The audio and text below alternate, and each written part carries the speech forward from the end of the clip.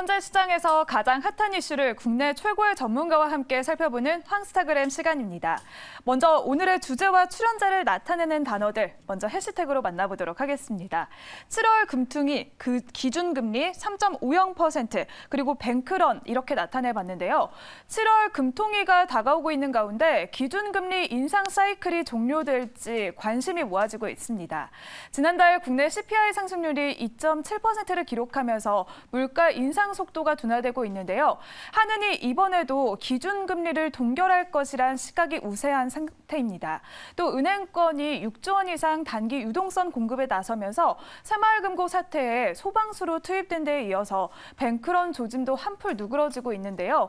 사태는 이렇게 진정될 것으로 보고 있는데 금융시장 경색 우려로 여전히 경기 안정이 필요한 지금 한은은 어떤 결정을 내릴지 자세한 이야기 황스타그램에서 알아보도록 하겠습니다.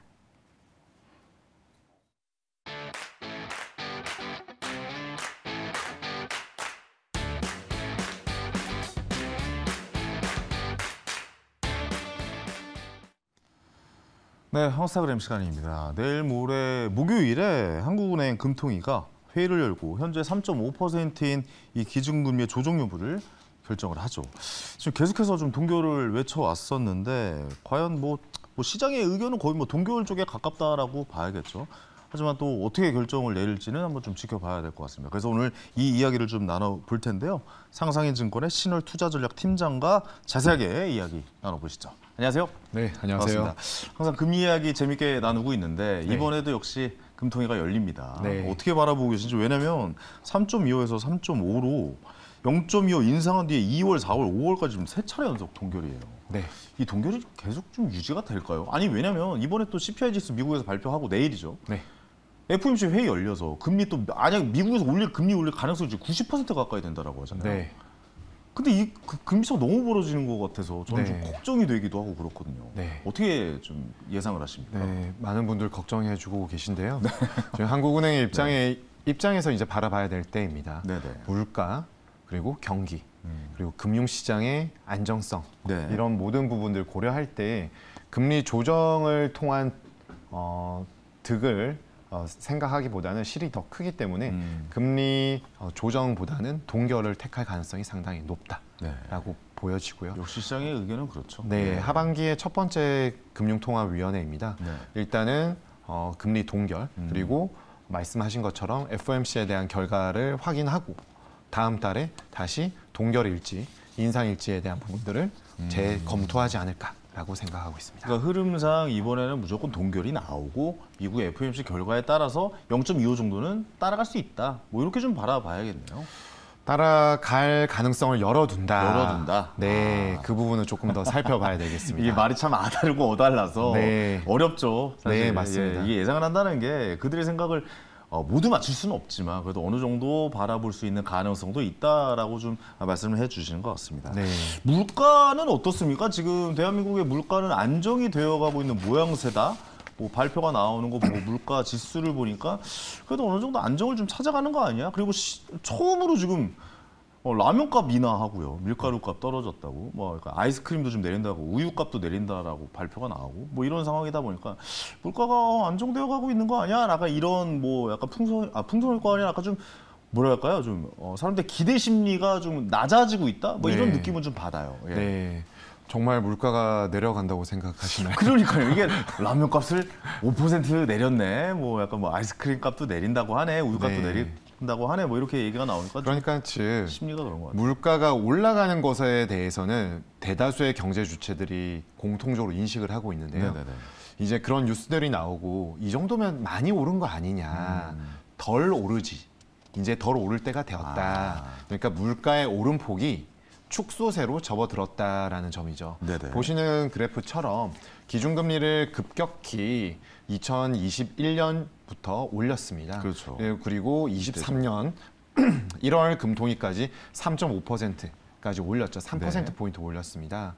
그러다 보니까 이제 그동안에 치솟았던 물가도 어느 정도는 이제 잡히는 모습이나 21개월 만에 한국 소비자 물가가 2%대에 진입을 했으나 농산품 및 석유를 제외를 하는 국내 기준의 근원 소비자 물가는 여전히 4%대인 4.1%를 기록하고 있습니다.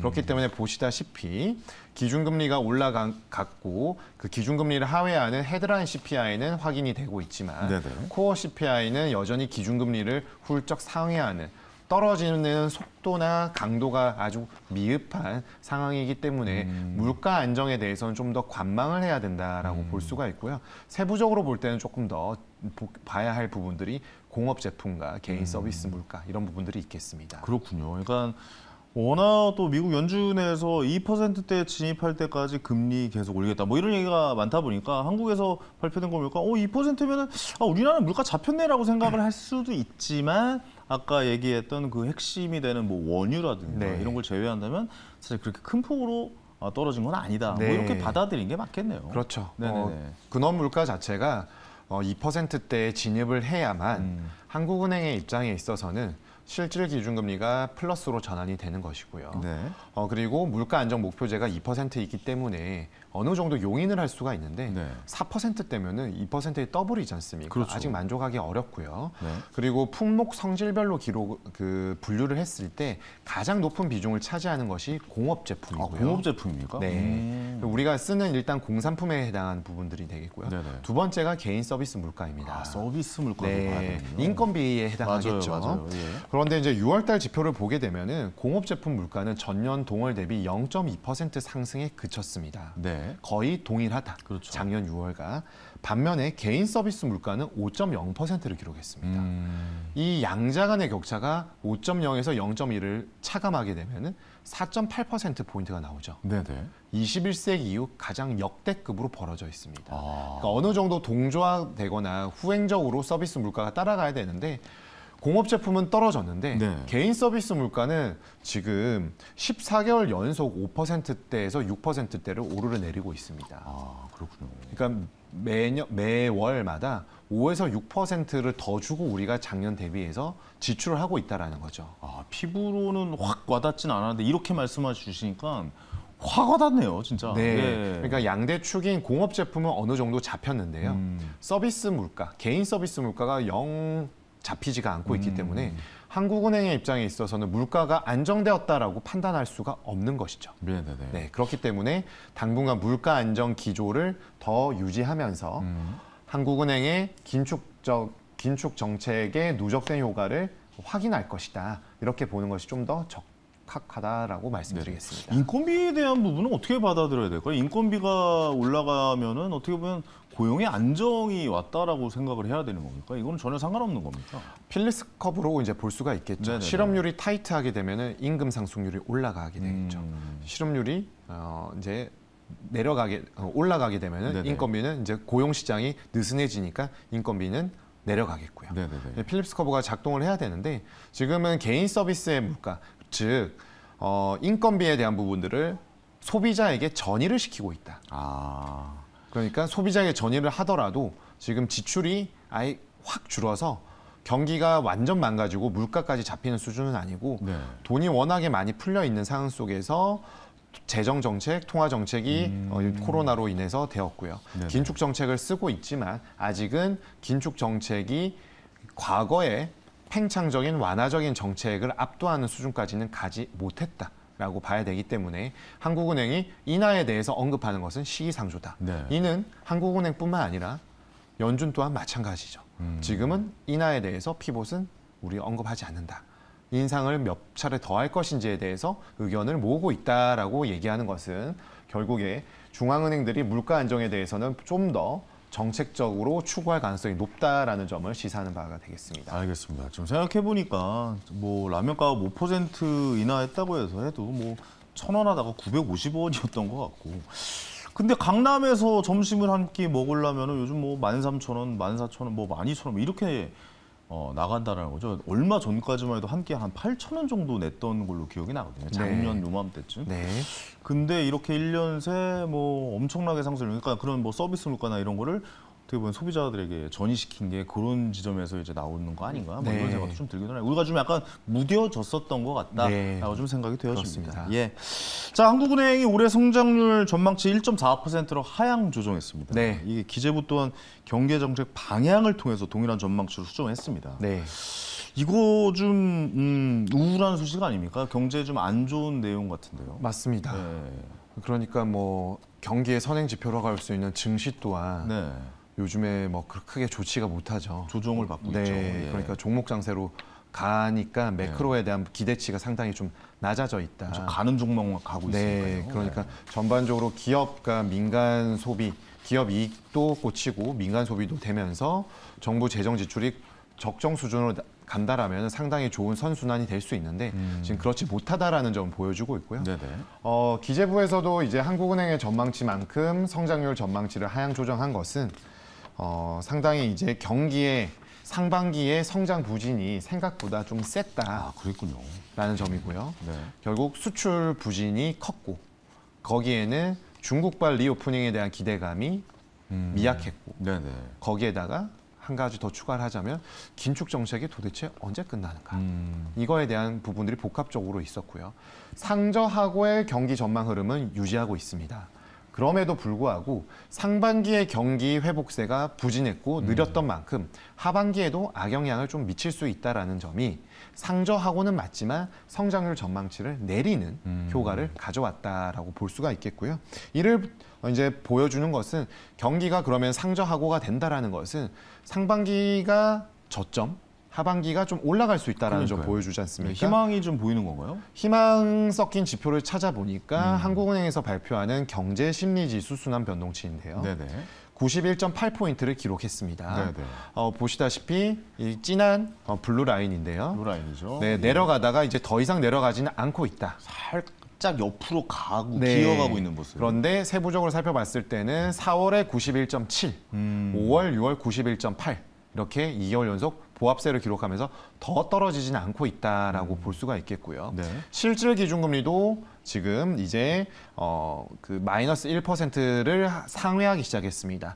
어느 정도 이제 올라가는 상황 속에서 더 실질 기준금리를 어떤 공격적으로 올리는 부분보다는 네. 동결로 가면서 완만하게 각도를 잡아갈 것이기 때문에 경제심리지수 순환 변동치를 통해서 살펴본 경기는 매우 느리게 저점을 다지고 올라가는 방향성을 띌 가능성이 높다라고 생각됩니다. 그러면 좀 경제 성장률을 전망해 본다면은 앞으로도 좀 이렇게 좀 느리게 기어갈 수밖에 없다. 네. 그러니까 목표치를 낮춰서 이야기한 게 어차피 달성하기는 쉽지 않으니까 목표치를 낮춘 거지 않습니까? 네. 이런 거 거짓말 못 하잖아요. 이거는 네. 당연히 발표해야 되고 공표해야 되는 거기 네, 때문에. 예. 실질 기준금리를 만약에 더 하향 조정을 시킨다. 그러니까 경기 물가는 아직 덜 잡혔는데 금리를 낮춘다, 내린다라고 네. 하면은 경기에는 좋겠죠. 그렇죠. 근데 그렇게 되면 어떻게 되나요? 물가가 다시 튀어오르겠죠. 그러니까 실질 기준금리를 너무 급격하게 올리는 것도 부작용이 있고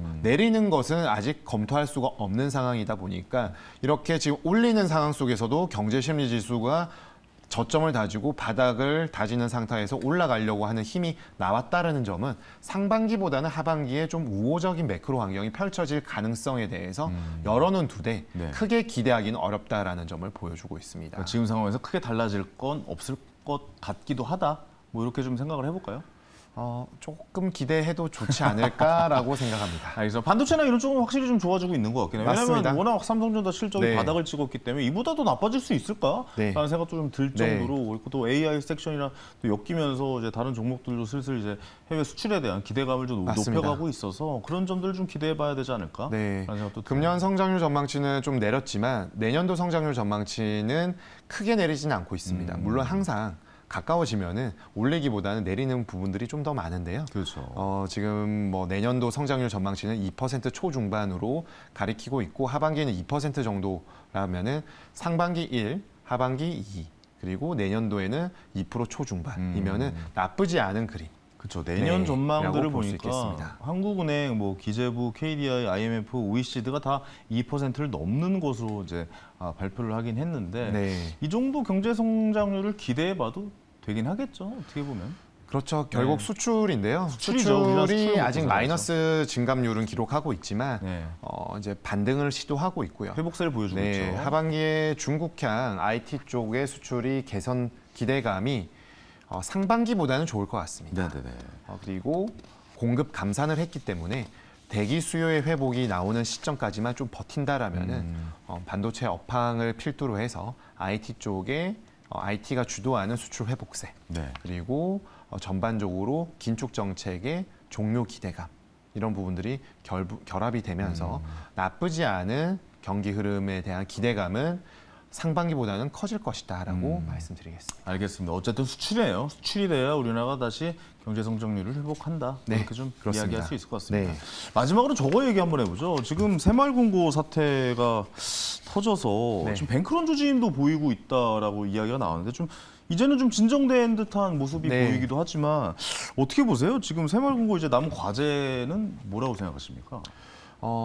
정부의 대응이 상당히 좀 비교적 신속히 빨랐죠. 진행이 되었고요. 예, 예. 그렇기 때문에 나쁘지 않게 되곤 있습니다만은 이게 비단 금고의 문제라고 치부하기에는 좀 다른 부분들이 분명히 내재하고 있습니다. 그러니까 부동산 시장의 침체. 그렇죠. 아무래도 네. 그거겠죠. 그 부분으로 인해서 비롯된 것이기 때문에 대출을 그것 때문에 많이 받았겠죠. 네, 예. 새마을 금고만의 문제가 아니었다. 그렇지만 이제 SBB 사태처럼 정부와 금융당국, 통화당국이 삼각 대응을 잘 펼치고 있기 때문에 큰 문제는 아니고 있습니다만은 이번 사태를 통해서 이제 여러 가지 부분들이 보완해야겠죠. 보완점이 네, 나오고 있지 않습니까? 네네네.